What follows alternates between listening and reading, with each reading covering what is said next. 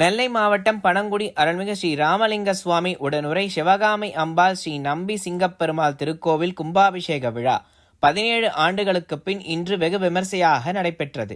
இதில் தமிழக சட்டமன்ற சபாநாயகர் மற்றும் மாவட்ட ஆட்சியர் கொடியசைத்து விழாவை துவங்கி வைத்தனர். விழாவில் திரளான பக்தர்கள் கலந்து கொண்டு சுவாமி தரிசனம் செய்தனர்.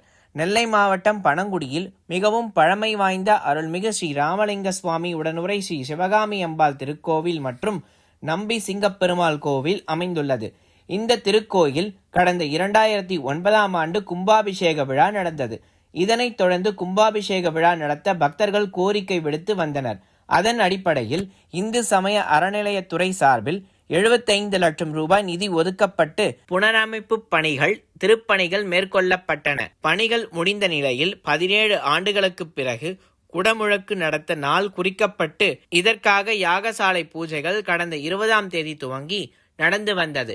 இதில் விக்னேஸ்வர பூஜை, நவக்கிரக ஹோமம், சுதர்சன ஹோமம் உள்ளிட்ட யாகசாலை பூஜைகள் முதல் காலம், 2ஆம் காலம், 3ஆம் காலம், 4ஆம் கால பூஜைகள் நடைபெற்றது. விழாவின் சிகர நாளான இன்று யாகசாலையில் இருந்து புனித நீர் நிரப்பப்பட்ட கலசங்கள் மேளதாளம் முழங்க கோயிலை வலம் வந்து எடுத்து வரப்பட்டது.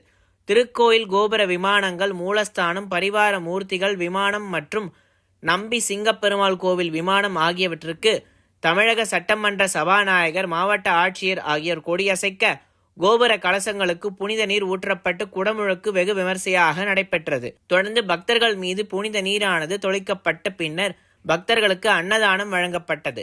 அன்னதான நிகழ்வையும் சபாநாயகர் துவங்கி வைத்தார். கும்பாபிஷேக விழாவில் இந்து சமய அறநிலையத்துறையின் இணை ஆணையர் மற்றும் ஏராளமான பொதுமக்கள், ஆயிரக்கணக்கான பக்தர்கள் கலந்து கொண்டனர்.